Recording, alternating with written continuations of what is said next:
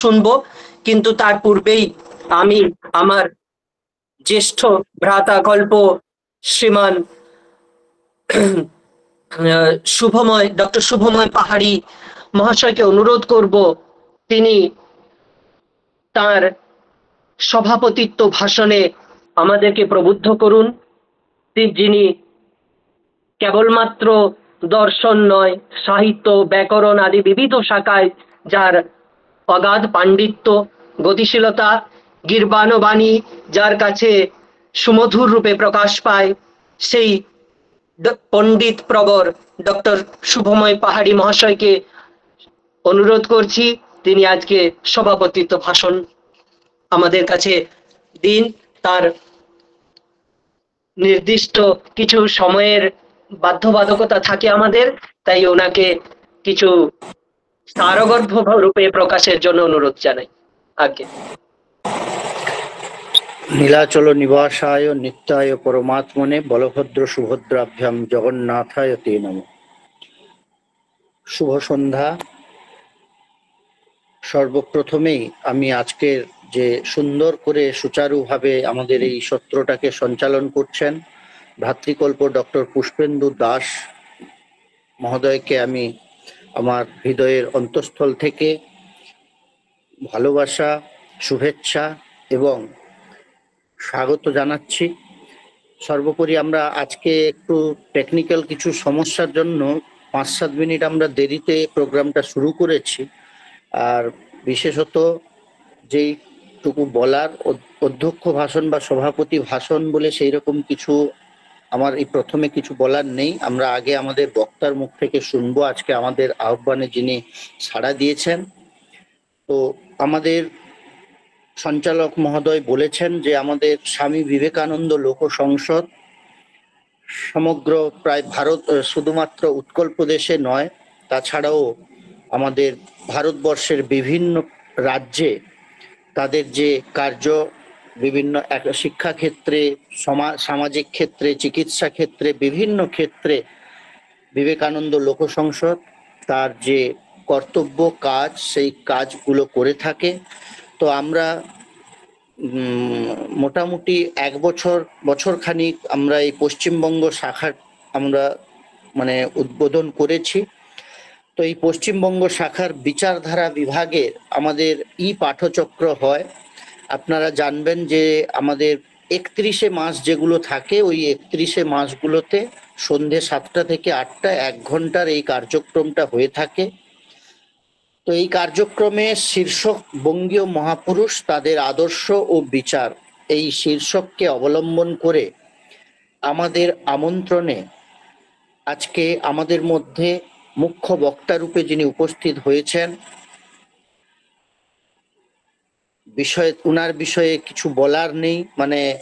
সংস্কৃত শাস্ত্রের মূর্ধন্যভূত, কাব্যশাস্ত্র নিষ্ণাতা,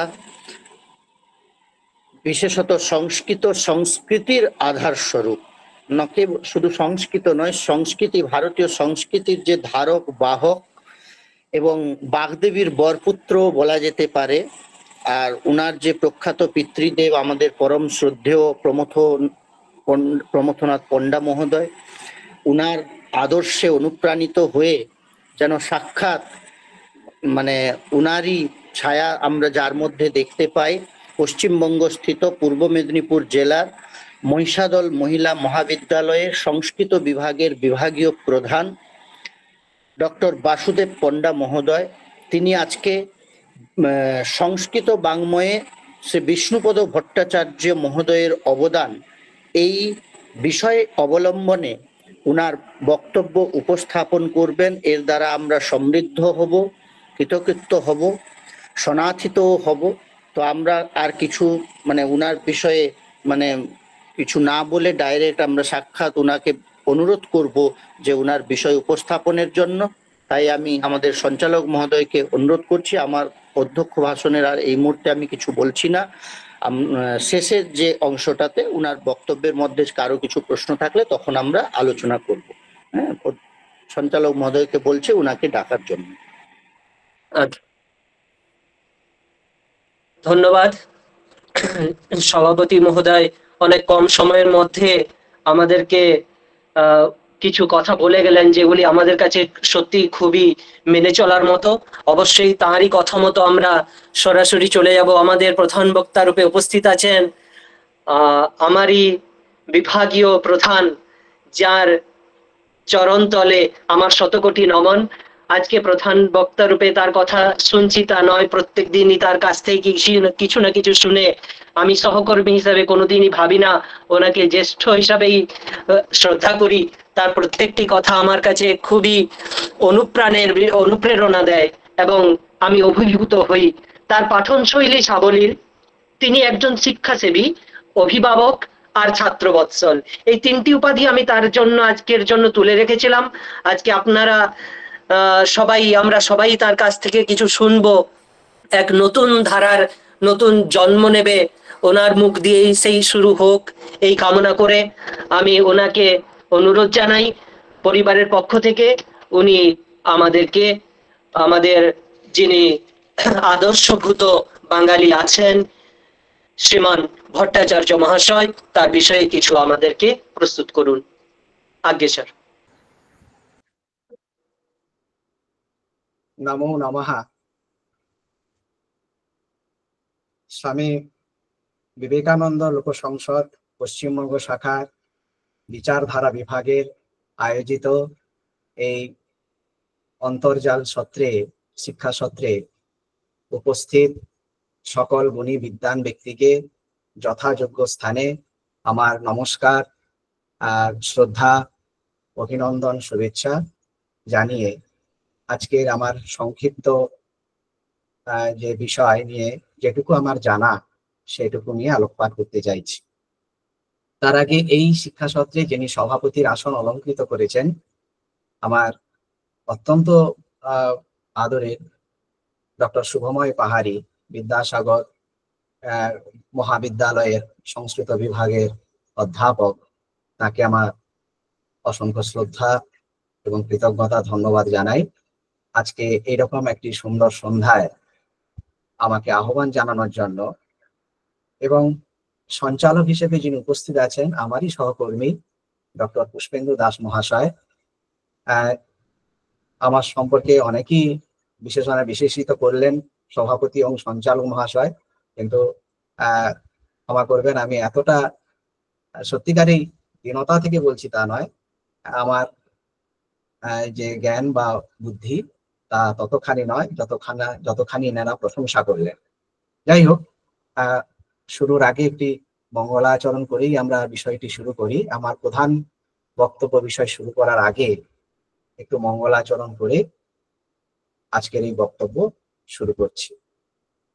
মুখং করোতি বাচালম পঙ্গুং লঙ্ঘয়তে গিরিম যৎকৃপাতমহং বন্দে পরমানন্দ মাধব।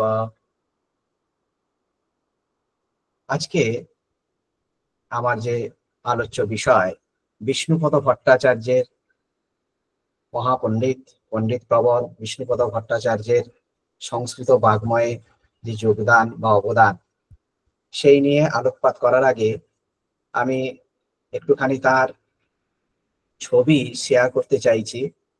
আমার কি স্ক্রিনে দেখা যাচ্ছে ওনার ছবিখানা? স্ক্রিনে কি দেখা যাচ্ছে? এই মুহূর্তে আসছে না স্যার। আচ্ছা,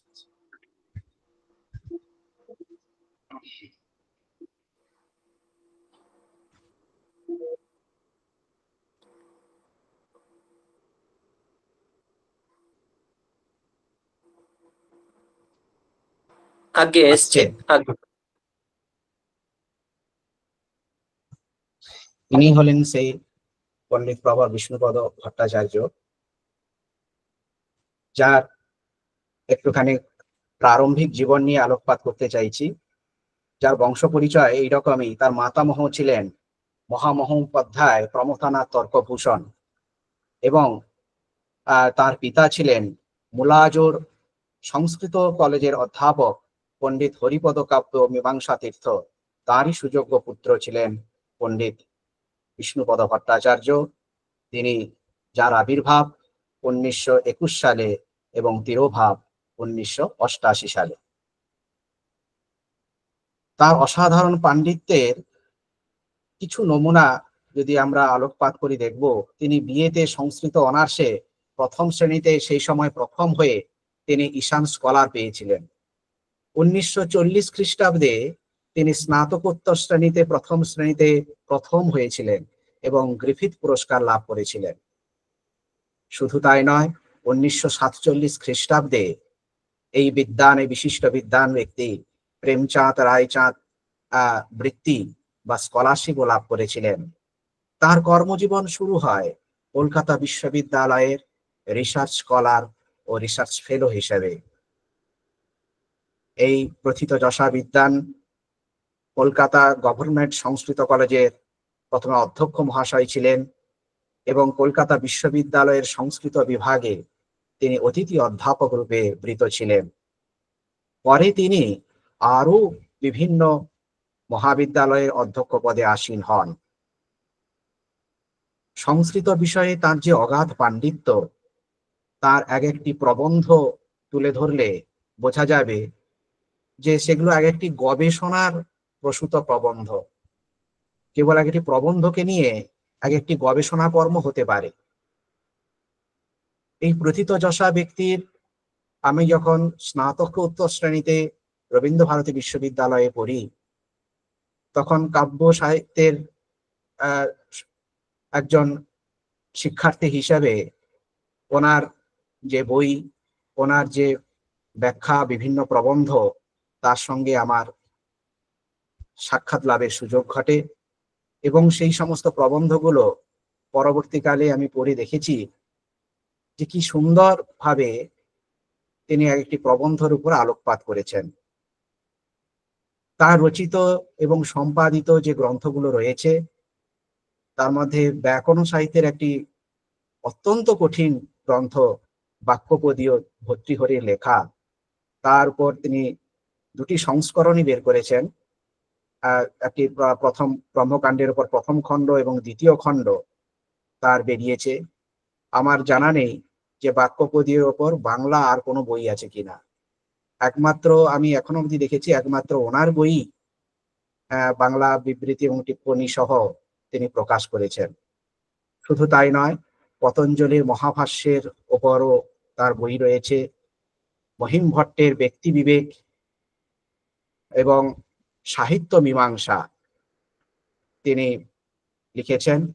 এছাড়াও প্রাচীন ভারতীয় অলংকার শাস্ত্রের ভূমিকা, এই বইটির সঙ্গে আমার প্রথম পরিচয় ঘটেছিল, যেহেতু আমি একটু অলংকার শাস্ত্র বিষয়ে উৎসাহী ছিলাম সেই কারণে। তো এই প্রাচীন ভারতীয় অলংকার শাস্ত্রের ভূমিকা অত্যন্ত একটি পাতলা চটি বই, কিন্তু অলংকার শাস্ত্রের যে সারমর্ম ওই বইটি পড়লে আমরা অনুধাবন করতে পারি। এছাড়া তিনি কালিদাস ও রবীন্দ্রনাথ বিষয়েও তার একটি প্রবন্ধ সংকলন লিখেছেন। সেখানে প্রায় 9টি প্রবন্ধ রয়েছে। আমি সংক্ষেপে সেগুলো একটু আলোকপাত করবার চেষ্টা করব। এছাড়া কাব্য মীমাংসা বলে একটি বই তিনি সম্পাদনা করেছেন, যেখানেও তার অনেক প্রায় 13-14টি প্রবন্ধ রয়েছে। কাব্য মীমাংসা গ্রন্থে প্রবন্ধ সংকলন একটি গ্রন্থ। এছাড়া জাসকে নিরুক্তের উপর তিনি লিখেছেন জাসকাস নিরুক্ত অ্যান্ড দ্য সায়েন্স অফ ইটমোলজি, লিখেছেন a study in language and meaning. এছাড়া বঙ্গীয় সাহিত্য পরিষদ থেকে প্রকাশিত ভারতকোষ, সেখানে সেই পত্রিকায় তিনি বিভিন্ন বিষয় নিয়ে বেদ, ব্যাকরণ, কাব্যতত্ত্ব ইত্যাদি সম্বন্ধে তিনি অনেক প্রবন্ধ লিখেছেন। এছাড়াও বিভিন্ন পত্র পত্রিকায় তার অসংখ্য প্রবন্ধ রয়েছে। তবে সত্যি কথা বলতে কি, যে সব প্রবন্ধ আমার পড়ে ওঠা হয়নি। তবে অলংকার শাস্ত্রের উপর তার যে প্রবন্ধগুলো, এই বিষয়ে আমার অধিক উৎসাহ থাকায় সেই প্রবন্ধগুলোর উপর আমি কিছুটা আলোকপাত করেছি বা পড়েছি। মহামহোপাধ্যায় এই বিষ্ণুপদ ভট্টাচার্য তার সাক্ষাৎ ছাত্রী ছিলেন রীতা চট্টোপাধ্যায়, ডক্টর রীতা চট্টোপাধ্যায়। বর্তমানে তিনি পরলোক গমন করেছেন, অনেকদিনই হলো, অনেক বছর হলো। তিনি আমার সাক্ষাৎ শিক্ষিকা, অধ্যাপিকা। আমি তার কাছে পড়েছি। রবীন্দ্রভারতী বিশ্ববিদ্যালয়ে তিনি যখন অধ্যাপনা করছেন, সেই সময় তার সান্নিধ্য লাভের আমার সুযোগ ঘটে। তিনি ছিলেন রীতা চট্টোপাধ্যায়ের নাম এই কারণে বললাম, যিনি পরবর্তীকালে যাদবপুর বিশ্ববিদ্যালয়ের সংস্কৃত বিভাগের অধ্যাপিকা রূপে চলে যান, আর সেখানেই তার কর্মজীবন শেষ করেন। সেই রীতা চট্টোপাধ্যায় তার শিক্ষক, তার সাক্ষাৎ শিক্ষক ছিলেন এই বিষ্ণুপদ ভট্টাচার্য। তার সম্পর্কে এক জায়গায় তিনি লিখছেন, সাহিত্য মীমাংসা গ্রন্থে, কাব্য মীমাংসা গ্রন্থের একটু প্রারম্ভে তিনি লিখছেন যে বিষ্ণুপদ ভট্টাচার্য আমাদের কাব্য প্রকাশ পড়াতেন MA ক্লাসে। মনে আছে, পুরো সময় জুড়ে ক্লাসে পড়ানো হয়েছিল প্রথম উল্লাসের 4-5টি কারিকা, কাব্যের লক্ষণ ও উদাহরণ পর্যন্ত। কিন্তু সারা বছর ধরে ওই 4টি কারিকার ব্যাখ্যা প্রসঙ্গেই আমাদের চোখ ফুটিয়েছিলেন। সমগ্র অলঙ্কার শাস্ত্রের সুবিশাল ও সুগভীর পারাবারে অবগাহন করতে শিখিয়েছিলেন। শাস্ত্রের বলা ভালো, কাব্যশাস্ত্রের রসাস্বাদনের উপায় নির্দেশ করেছিলেন, আর মনে কত শত জিজ্ঞাসাই না জাগিয়ে তুলেছিলেন। A good teacher teaches, a talented teacher makes you understand, and a great teacher inspires. মহান শিক্ষকের অসামান্য অনুপ্রেরণাকে সম্বল করে আজও অলঙ্কার শাস্ত্রের সুধাসাগরে অবগাহন করে চলেছি। এই যে তার সংক্ষিপ্ত আমি কয়েকটি কথা উল্লেখ করলাম, এর থেকে বোঝা যায় কি পরিমাণ পাণ্ডিত্য অর্জন করেছিলেন শ্রী বিষ্ণুপদ ভট্টাচার্য। অলঙ্কার শাস্ত্রের যে সূচনা, ভরতাচার্যের নাট্যশাস্ত্র, সেই ভরতাচার্য, ভামহ, আচার্য দণ্ডী, বামন, আনন্দবর্ধন, অভিনবগুপ্ত, রুদ্রট, রুজ্জক, জগন্নাথ, প্রায় সর্বত্রই তার ছিল সমান গতি। তার এক একটি প্রবন্ধ পড়লেই বোঝা যায় যে তিনি কত গভীরতার সঙ্গে এই বিষয়গুলোকে আলোকপাত করেছেন। শুধু তাই নয়, আনন্দবর্ধন থেকে শুরু করে অ্যারিস্টটল, ক্রোচে, এমনকি মল্লিনাথ থেকে ম্যাক্সমূলার, ভবভূতি থেকে ভালেরি, গেটে থেকে গোবিন্দ ঠক্কর, প্রায় সর্বত্রই তার ছিল স্বচ্ছন্দ বিচরণ। এছাড়া হ্যামলেট থেকে হর্ষচরিত, কার্লাইল থেকে কুমারিল ভট্ট, প্লেটো থেকে পানিনি, রাস্কিন, রাসেল থেকে রাধাকৃষ্ণন, কিটস থেকে কালিদাস, রোমারোলা থেকে রবীন্দ্রনাথ, সর্বত্র তার সাবলীল এবং অনায়াস গতি ছিল, যা শুধু আমাদের মুগ্ধ করে না, বিস্মিত করে। শুধু প্রাচ্য নয়, পাশ্চাত্য পণ্ডিতদের উপরও তার যে কতখানি পাণ্ডিত্য ছিল তা বলবার অপেক্ষা রাখে না। তার পাণ্ডিত্য সম্পর্কে এটুকুই বলা যায়, রাজশেখর তার কাব্যমীমাংসা গ্রন্থে বলেছেন যে দুরকম প্রতিভা রয়েছে। আমাদের কবির মানে কাব্যের হেতু হিসাবে অন্যতম আলংকারিকেরা প্রতিভাকে স্বীকার করে গেছেন। তো রাজশেখর তার কাব্যমীমাংসা গ্রন্থে দু প্রকার প্রতিভার কথা বলেন। একটি হলো কারয়িত্রী প্রতিভা, যার সাহায্যে কবি তার কাব্যকে সৃষ্টি করেন, আর একটি হলো ভাবয়িত্রী প্রতিভা, যা সহৃদয় পাঠক কাব্যানুশীলনে যে পাঠকের মনোমুকুর স্বচ্ছ আয়নার মতো প্রতিবিম্বিত হয়েছে, সেই সহৃদয়ের প্রতিভাই হলো ভাবয়িত্রী প্রতিভা। বিষ্ণুপদ ভট্টাচার্যের প্রবন্ধ সংকলন পড়লেই বোঝা যাবে যে তিনি কারয়িত্রী এবং ভাবয়িত্রী এই উভয় প্রকারই প্রতিভার অধিকারী ছিলেন। তার সাহিত্য এবং সাহিত্য মীমাংসা সম্পর্কিত যে রচনা, তার মধ্যে কয়েকটি প্রবন্ধ না বললে নয়, যেগুলোতে তার সংস্কৃত সাহিত্যের যে পাণ্ডিত্য অর্জন, সেই পাণ্ডিত্যের প্রকাশ ঘটেছে। যেমন প্রাচীন ভারতে কবি চর্চা ও ভারতীয় কাব্যনীতি এই বিষয়ক তার প্রবন্ধে তিনি দেখিয়েছেন যে সংস্কৃত সাহিত্যে কবিত্ব অর্জন অত সহজ নয়, কবিত্ব অর্জনের পন্থা বড়ই দুর্গম, এবং সেখানে অশিক্ষিত পটুত্বের কোনো অবকাশ নেই। বারবার তিনি স্মরণ করিয়ে দিয়েছেন প্রাচীন সংস্কৃত আলংকারিকগণের কথা। তারা কাব্যকে কিভাবে কবির বাংময় বিগ্রহ রূপে মনে করতেন, এবং জোরের সঙ্গে বলেছেন সংস্কৃত আলংকারিকদের যে বিশেষ দৃষ্টি ছিল কিভাবে নির্দোষ কাব্য রচনা করতে হয় সেই দিকে। ভামহ এবং রাজশেখরের অনুসরণে তিনি বারংবার উল্লেখ করেছেন কাব্যে একটি মাত্রও যেন দুষ্টপদের প্রয়োগ না থাকে, যেমন কিনা কুপুত্র সে তার বংশের নিন্দার কারণ হয়, সেই রকম দুষ্ট কাব্য কবির নিন্দার হেতু। তিনি তার অকবি ও কুকবি নামক একটি প্রবন্ধ রয়েছে, যেখানে তিনি কবি শব্দের ব্যুৎপত্তি এবং ঐতিহ্য আলোচনা করেছেন। সেখানে তিনি দেখিয়েছেন ঋষি এবং কবি দুই হলেন সমানার্থক। সেখানে তিনি কবিত্বের লক্ষণ, কবির প্রতিভা ইত্যাদি বিষয় আলোচনার পাশাপাশি পাশ্চাত্য মনীষী সক্রেটিস, অ্যারিস্টটল, প্লেটো থেকে শুরু করে আমাদের প্রাচ্য পণ্ডিত ধনিকার আনন্দবর্ধনের কথাও তিনি উল্লেখ করেছেন, যে কবির সৃষ্টির ক্ষমতা, সৃষ্টির সম্পর্কিত মতবাদ কতখানি হতে পারে, কবির প্রতিভা, কবির ব্যুৎপত্তি বা শাস্ত্রজ্ঞান, অভ্যাস, কবিত্বের আদর্শ ইত্যাদি বিভিন্ন বিষয়ে তিনি কিন্তু যুক্তিনিষ্ঠ এবং বিস্তৃত আলোচনা করেছেন, যা যে কোনো সহৃদয় পাঠকের মনোজ্ঞ হয়ে উঠবে এ বিষয়ে সন্দেহ নেই। তিনি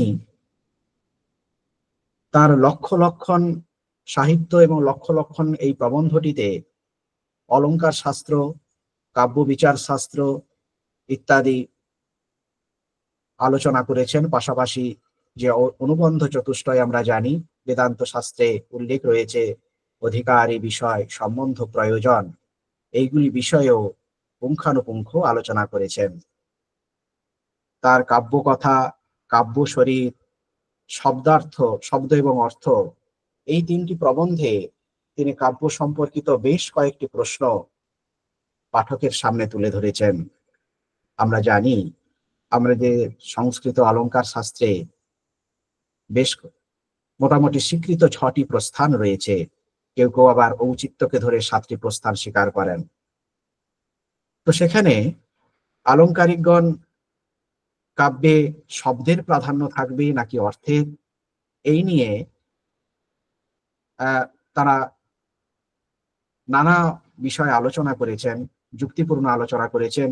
কেউ কাব্যে শব্দকে প্রাধান্য দিয়েছেন, কেউ বা শব্দার্থ উভয়কেই প্রাধান্য দিয়েছেন। তো সেই সম্বন্ধে তার এই কাব্যকথা, কাব্য শরীর এবং শব্দ অর্থ এই প্রবন্ধে তিনি সেই বিষয়গুলো নিয়ে পুঙ্খানুপুঙ্খ আলোচনা করেছেন।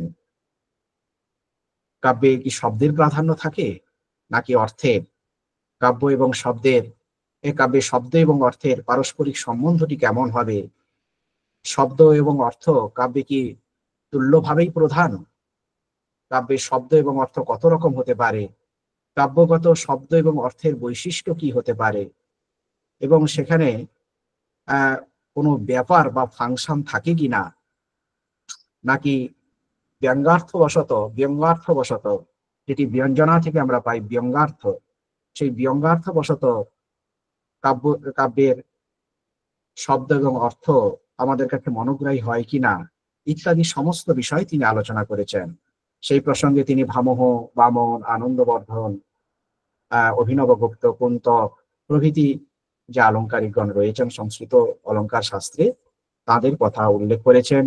পাশাপাশি বিখ্যাত ফরাসি কবি পল ভ্যালের ও একটি কবিতা উদ্ধৃত করে তিনি বোঝানোর চেষ্টা করেছেন যে কাব্যে শব্দ নাকি অর্থ, কিসেরই প্রাধান্য থাকে।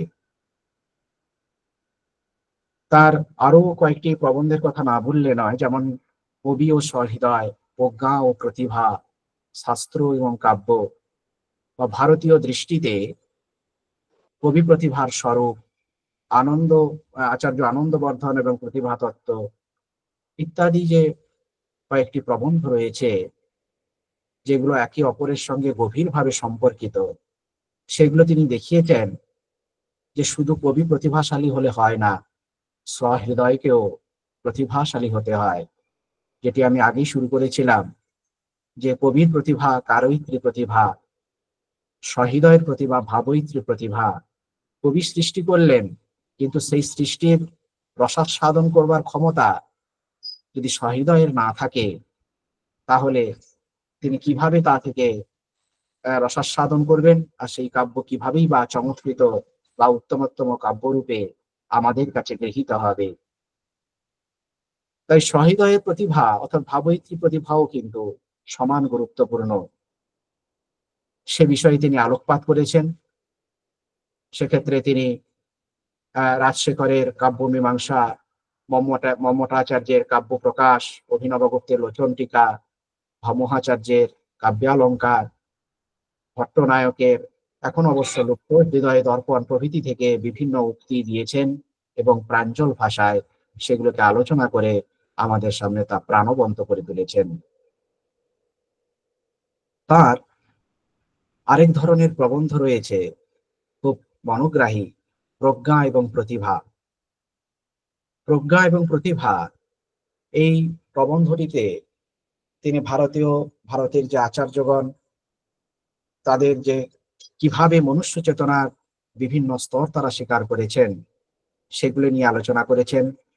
সেই মনুষ্য চেতনার বিভিন্ন স্তর, যেমন স্মৃতি, মতি, বুদ্ধি, প্রজ্ঞা এবং প্রতিভা, প্রতিটি স্তরকে তিনি ব্যাখ্যা করেছেন। এবং তিনি বলেছেন, বাগদেবীর দুটি মাত্র পথ, একটি হলো শাস্ত্র এবং অপরটি হলো কবিকর্ম বা কাব্য। সেখানে ভট্টতৌতের সেই বিখ্যাত উক্তি, প্রজ্ঞা নবন্মেষ শালিনী প্রতিভা মতা, বা এই কথা আমাদের সপ্তদশ শতকের আচার্য তিনিও একই কথা স্বীকার করেছেন। রসগঙ্গাধর রচয়িতা, তিনিও একই কথা, মানে জগন্নাথের কথা বলছি, তিনিও প্রজ্ঞা সম্পর্কে প্রায় একই কথাই বলেছেন, নবন্মেষ শালিনী বুদ্ধি।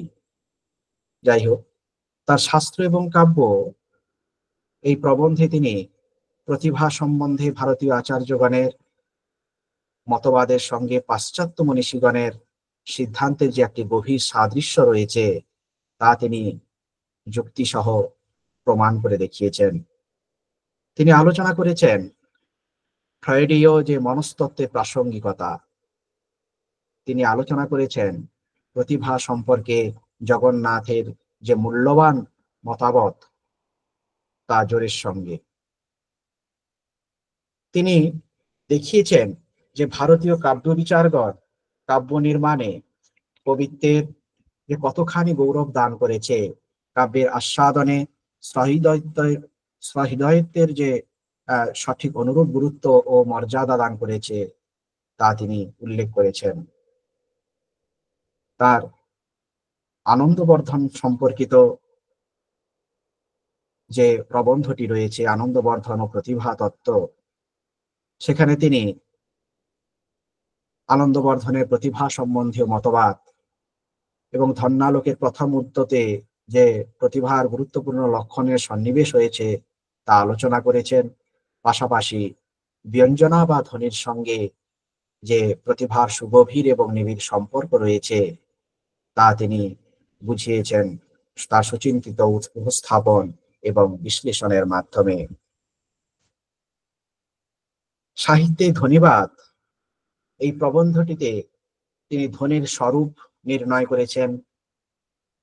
সেখানে শব্দের ব্যাপার যে তিনটি রয়েছে আমরা সকলেই জানি, অভিধা, লক্ষণা এবং ব্যঞ্জনা, সেই বিষয়ে তিনি পুঙ্খানুপুঙ্খ আলোচনা করেছেন। পাশাপাশি আহ, আনন্দবর্ধন যে স্বীকার করেছেন যে এই ধ্বনিবাদের আলোচনা বহু আগে থেকেই ছিল এবং এ বিষয়ে বৈয়াকরণরা হলেন পথ নির্দেশক। সেই বিষয়ে তিনি বৈয়াকরণদের যে স্ফোটবাদ, সেই স্ফোটবাদের ওপর ধ্বনিবাদের প্রতিষ্ঠা ইত্যাদি বিষয়গুলো পুঙ্খানুপুঙ্খ এবং স্বচ্ছন্দভাবে আলোচনা করেছেন। কাব্যের যে কালজয়ী লক্ষণ চতুর্দশ শতকের আলঙ্কারী করেছিলেন সাহিত্য দর্পণকার, যে বাক্যং রসাত্মকং কাব্যম, সে আচার্য বিশ্বনাথের বাক্যং রসাত্মকং কাব্যম এই শীর্ষক একটি প্রবন্ধে তিনি রসের যে সর্বাতিশায়ী প্রাধান্য রয়েছে কাব্যে, সেই ভরতমুনির কাল থেকে সেটা কিভাবে স্বীকৃত হয়েছে, রসের স্বরূপ কি, শ্রব্যকাব্যে দৃশ্যকাব্যে রসের যেমন গুরুত্ব রয়েছে আমরা জানি, সহজেই সেটা উপলব্ধি করা যায়, সেরকম শ্রব্যকাব্যেও যে রসের গুরুত্ব সেই সম্পর্কেও তার সর্বাধিক সচেতনতা তিনি সুদৃঢ় যুক্তির মাধ্যমে প্রতিষ্ঠা করেছেন। এবং দৃশ্য ও শ্রব্য উভয়ত্রই যে রসের প্রাধান্য রয়েছে সুদৃঢ় যুক্তির মাধ্যমে তা বারংবার প্রতিষ্ঠা করেছেন। রসের সঙ্গে ভাবের যে একটি অন্তর্নিহিত সম্পর্ক রয়েছে, রস ছাড়া ভাব হয় না আর ভাব ছাড়া রস হয় না, সেটাও তিনি আলোচনা করেছেন। আমরা জানি রস সংখ্যা নিয়ে আমাদের আলংকারিকদের মধ্যে মতভেদ রয়েছে, অর্থাৎ ভরতমুনি 8টি রস স্বীকার করেছিলেন, শৃঙ্গার প্রভৃতি। পরবর্তীকালে নবম রস রূপে শান্তরস তার অন্তর্ভুক্তি ঘটে। সেই রস সংখ্যা নিয়ে যে বিভিন্ন মতভেদ তাও উল্লেখ করেছেন। এছাড়া স্থায়ী ভাবের সংখ্যা, স্থায়ী ভাব, যেই স্থায়ী ভাব আলম্বন বিভাব, উদ্দীপন বিভাব, অনুভাব এবং ব্যভিচারী ভাবের সংযোগে ব্যঞ্জিত হয়ে রসরূপে আস্বাদিত হয়, সেই স্থায়ী ভাবের সংখ্যা নিয়েও তিনি আলোকপাত করেছেন। রসের সঙ্গে আমাদের পুরুষার্থ চতুষ্টয়ের কিরকম অন্তরঙ্গ সম্বন্ধ রয়েছে সেটি তার এই প্রবন্ধ পড়লে আমরা জানতে পারব। রসস্বরূপ বিষয়েও তিনি 4 প্রকার প্রধান বিপ্রতিপত্তি এবং যেমন গম্ভীর, গভীর প্রভৃতি গুরুত্বপূর্ণ বিষয়ে আলোচনা করেছেন। দৃশ্য এবং শ্রব্যাত্মক ভেদে যে দুরকম কাব্য, সেই কাব্য দৃশ্য শ্রব্য এই প্রবন্ধে তিনি উভয় প্রকার কাব্যেই যে রসের প্রাধান্য রয়েছে এবং আখ্যায়িকা কথা ভেদে গদ্য কাব্যের যে দুটি ভেদ রয়েছে, সেই ভেদকে বামনাচার্যের মতানুসারে দশরূপকের বিলাস বলা যায় কিনা, বা দৃশ্য এবং শ্রব্য উভয় প্রকার কাব্যে বাচিক অংশের কতখানি গুরুত্বপূর্ণ ভূমিকা রয়েছে, এই সকল বিষয়ে আলোচনা করেছেন। তার রসাদ্বৈতবাদ একটি চরম পাণ্ডিত্যের প্রকাশক একটি প্রবন্ধ, যেখানে তিনি দেখিয়েছেন বৈদিক দেবতা তত্ত্বের আলোচনায় যেমন দেবতাবোধের প্রধান 3টি স্তর রয়েছে, সেই রকম রসবাদের আলোচনায়ও কিভাবে 3টি পৃথক স্তর অতিক্রম করে চরম অদ্বৈতবাদের অভিমুখে অগ্রসর হওয়া যায় তা তিনি আলোচনা করেছেন। তার সাহিত্য তত্ত্ব ও মঙ্গল ও একটি মঙ্গল শ্লোক এই প্রবন্ধে তিনি কাব্য প্রকাশের সেই নিয়তিকৃত নিয়ম রহিতাং পাদৈকময়ীং অনন্য পরতন্ত্রাম, এই যে শ্লোকটি, যে শ্লোকটিতে কবি ভারতীর জয়গান গাওয়া হয়েছে, সেই শ্লোকটিকে উপস্থাপন করে যুক্তি সহযোগে মঙ্গল শ্লোকের কি প্রয়োজনীয়তা তা তিনি আলোচনা করেছেন। সেই প্রসঙ্গে কবি ভারতীর এমন কতগুলি বিশেষণ সংযোজিত হয়েছে যেগুলি কবির যে বাং নির্মিতি, কবির যে সৃষ্টি তার অসাধারণ ধর্ম বা লক্ষণ রূপে সেগুলো গৃহীত, সেটি তিনি আলোচনা করেছেন। তার কবিতা ও আবৃত্তি প্রবন্ধটি শুরু হয়েছে রাজশেখরের বিখ্যাত উক্তি দিয়ে, যেখানে তিনি বলেছেন, পাঠকের নিগত রীতি বা আবৃত্তি নৈপুণ্যের দ্বারা কাব্যদেহে যে সুষমা অর্পিত হয়, তাহার ফলে কাব্য সৌন্দর্য পূর্ণভাবে বিকশিত হইয়া উঠিতে পারে, ইত্যাদি। এবং আরো কয়েকটি উক্তির উপস্থাপন এবং আলোচনার মধ্য দিয়ে তিনি কাব্যের রসাস্বাদনে আবৃত্তির যে একটি ভূমিকা রয়েছে, গুরুত্বপূর্ণ ভূমিকা রয়েছে, সেদিকে আমাদের দৃষ্টি আকর্ষণ করেছেন। তার আরেকটি প্রবন্ধ সংকলন কালিদাস ও রবীন্দ্রনাথ, সেখানে তিনি কালিদাস এবং রবীন্দ্রনাথের এই দুই যে মহান প্রতিভাধর ব্যক্তিত্ব, একদিকে যে কালিদাস ছাড়া সংস্কৃত সাহিত্যকে ভাবা যায় না, যে রবীন্দ্রনাথ ছাড়া বাংলা সাহিত্যকে ভাবা যায় না, তাদের এই দুই যে মহান প্রতিভা, কবি প্রতিভা, তাদের মধ্যে যে পরস্পর সাজাত্য, সেটি নিয়ে তিনি আলোচনা করেছেন। এছাড়া তার তো অনেক প্রবন্ধ রয়েছে। একটি প্রবন্ধের কথা বলেই আমি শেষ করব, যেখানে রবীন্দ্রনাথ ও কয়েকটি মন্ত্র এবং রবীন্দ্রনাথ ও উপনিষদ, এই প্রবন্ধে তিনি উপনিষদের কতগুলো বিখ্যাত উক্তি উল্লেখ করেছেন, যেগুলোর দ্বারা রবীন্দ্রনাথের জীবন দর্শন প্রভাবিত হয়েছিল বলে আলোচনা করেছেন। যেমন ঈশোপনিষদের প্রথম মন্ত্র ঈশাবাস্যমিদং সর্বং, কিংবা গীতার সেই কর্মযোগের বিখ্যাত মন্ত্র পূর্বন্নেবিহ কর্মাণি জিজিবিষেৎ শতং সমা, কিংবা বৃহদারণ্যকের সেই বিখ্যাত উক্তি জেনাহং নামৃতাস্যাম কিমহং তেন করিয়াম, বা রসো বৈশ। এইগুলো কিভাবে রবীন্দ্রনাথের কবিচিত্তকে, তার জীবন দর্শনকে প্রভাবিত করেছিল, সেইগুলো এই প্রবন্ধ পড়লে আমরা বুঝতে পারবো। তার আরো প্রচুর প্রবন্ধ রয়েছে, আমি কয়েকটি প্রবন্ধের উপর আলোকপাত করবার চেষ্টা করলাম।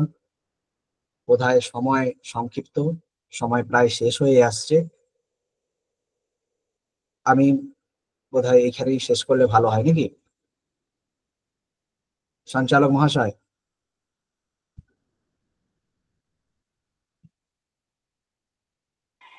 আনমিউট করো পুষ্পেন্দু, আনমিউট করো। হ্যাঁ বলছি, আর 2 মিনিট যদি সময় নিয়ে আর কিছু বলতে চান তো আপনি কনক্লুশন করতে পারেন কিছু। হ্যাঁ,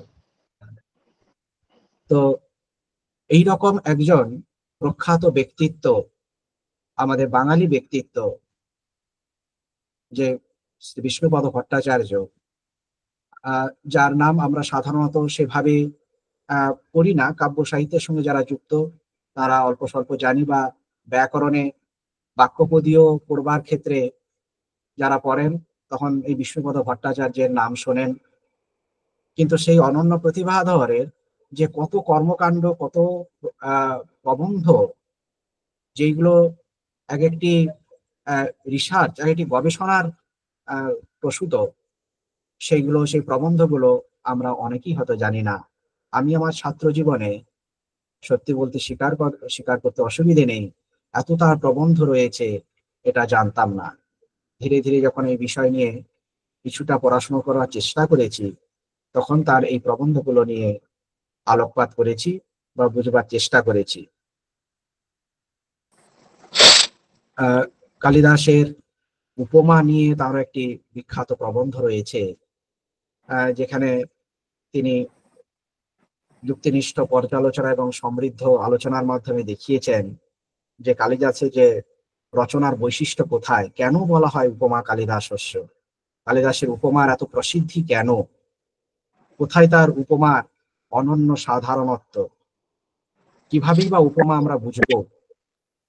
আমরা জানি অর্থালঙ্কারের মধ্যে মাতৃস্থানীয় অলঙ্কার উপমা, সে কোন কোন অলঙ্কার এই উপমানের মধ্যে অন্তর্ভুক্তি হবে, কাকে কাকে বাদ দেওয়া হবে, ইত্যাদি যাবতীয় বিষয় সেই প্রবন্ধে আলোকপাত করেছেন। এমনই একজন প্রথিতযশা শ্রী বিষ্ণুপদ ভট্টাচার্যকে তা কৃতজ্ঞ চিত্তে প্রণাম জানিয়ে আমার আজকের এই সংক্ষিপ্ত বক্তব্য এখানেই শেষ করছি।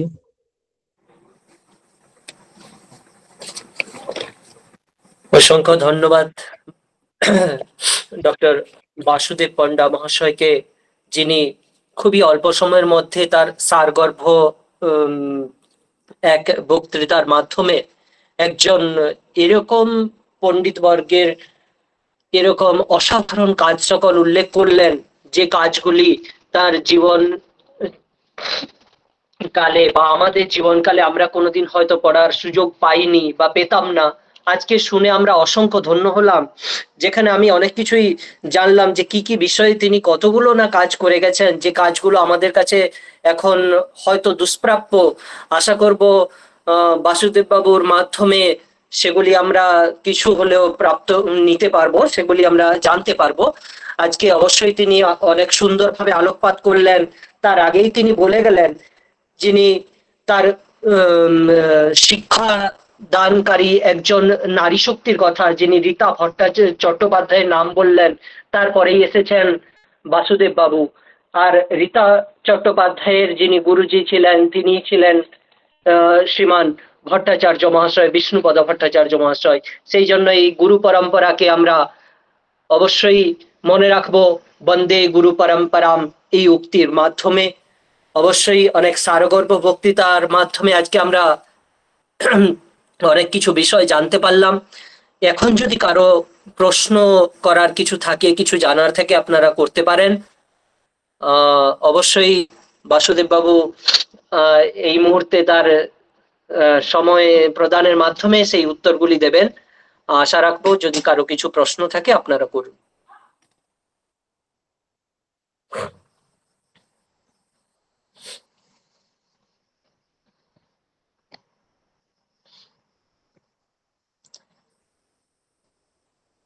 ঠিক, সবাই অবশ্যই তাহলে বুঝেছেন, অনেক সুন্দরভাবে তিনি উপস্থাপন করেছেন, সরল সাবলীল ভাষা, অসাধারণ শুনতে। এতক্ষণ পুরো ধীরে ধীরে এক একটি করে বিষয়, এক একটি করে প্রবন্ধ তিনি নিয়েছেন, কোথায় কি বিষয়ে কতটুকু আলোচনা করলে নয় ততটুকুই তিনি বলেছেন। বলার তো অনেক কিছুই ছিল, আশা করি বুঝতে পারছি ওনার মুখমণ্ডলে এখনো পর্যন্ত শোভিত হচ্ছে যে আমি আরো কিছু বলতাম। অবশ্যই আমরা সময়ের অভাবে সেটা করতে দিতে পারছি না। সভাপতি মহোদয়ের কাছে অনুরোধ করব, আপনি সভার বিষয়ে কিছু বলুন। আর আমাদেরকে অন্তিমে পর্যায়ে আমরা যেহেতু এসে পড়েছি, অবশ্যই এখন যাব সভাপতি মহোদয়ের কাছে। ধন্যবাদ। অবশ্যই এতক্ষণ ধরে আমরা তথ্যপূর্ণ, হৃদয়গ্রাহী, মনোজ্ঞ এই যে পাঠচক্রের যে আমাদের মুখ্য বক্তা উপস্থিত ছিলেন, ওনার বক্তব্যে ঋদ্ধ হলাম। মূলত আমরা ভারতীয় যে আমাদের শীর্ষক বঙ্গীয় মহাপুরুষ, তাদের আদর্শ বিচার এর মাধ্যমে আমরা যেরকম দেখেছি যে অনেক জানা মনীষী, জানা মহাপুরুষদের, মানে অতি প্রসিদ্ধ মহাপুরুষদের জীবন কাহিনী বা কার্যকলাপ বা কৃতি, এই বিষয়ে যেরকম আমরা জেনেছি, আজকে আমরা তুলনামূলক একটু হয়তো কম প্রসিদ্ধি যার আছে, ওই মানে উনি হলেন বিষ্ণুপদ ভট্টাচার্য, কিন্তু উনার বিষয়ে এত বিস্তৃত আলোচনা আমাদের সামনে আলোচক মহোদয় আজকে করলেন যে অবশ্যই আমাদের জ্ঞান চক্ষু উন্মেষিত হলো বলেই মনে করছি।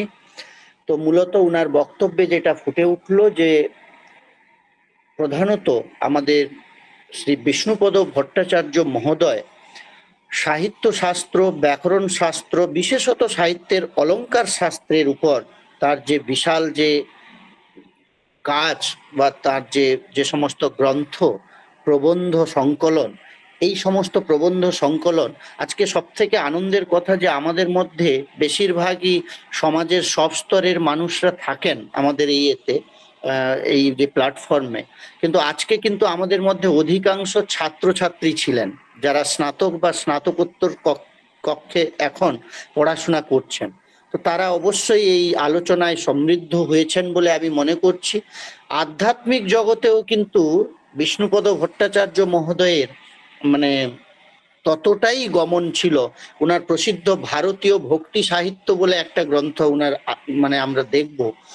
তো যাই হোক, সমাজে মোটামুটি তিনি অলংকার শাস্ত্রের যে সমস্ত যে টেকনিক্যাল টার্ম যেগুলো আমরা জানি, কাব্যের লক্ষণ, কাব্যের যে আমাদের যে মূলত যে হেতু, হ্যাঁ, প্রতিভা বিষয়ে তিনি যেটা সমৃদ্ধ আলোচনা করলেন, বিস্তৃত আলোচনা করলেন, সেই সমস্ত আলোচনায় আমরা জানি ভর্তৃহরির একটা কথা আছে যে সাহিত্য সঙ্গীত কলা বিহীনম সাক্ষাৎ পশুপুচ্ছ বিষাণহীন।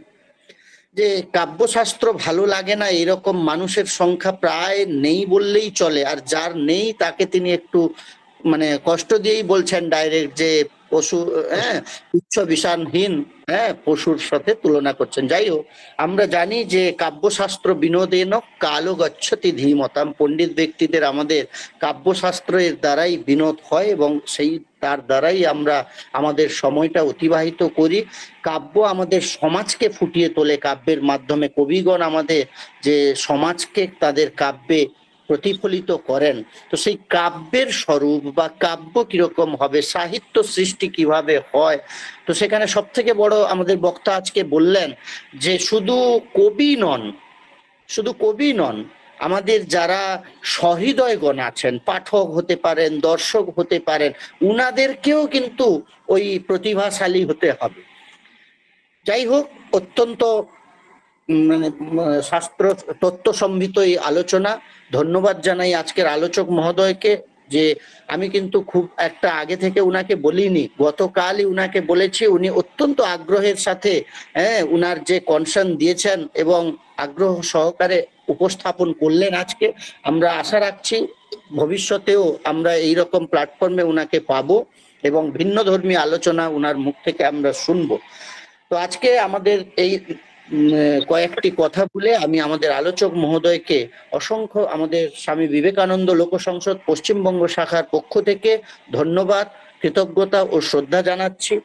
তার সাথে সাথে আমাদের এই বিবেকানন্দ লোক সংসদের কর্ণধার প্রফেসর চিত্তরঞ্জন নায়ক মহোদয়, সভাপতি এবং আমাদের সহসভাপতি প্রফেসর প্রলয় কুমার নন্দ মহোদয়, উপস্থিত আছেন আমাদের বরিষ্ঠ সদস্য, হ্যাঁ, শঙ্কর্ষণ শতপথী মহোদয়, অরুণ রঞ্জন মহোদয়, হ্যাঁ, প্রত্যেককেই আমরা আমাদের লোক সংসদের পক্ষ থেকে ধন্যবাদ জানাচ্ছি। আপনারা এতক্ষণ ছিলেন, আমাদের এই অনুষ্ঠানটাকে সমৃদ্ধ করেছেন, তাই প্রত্যেককে ধন্যবাদ জানিয়ে আমি আমার বক্তব্য শেষ করছি। এরপর আমরা সঞ্চালকের কাছে দিচ্ছি। Over to Pushpendu.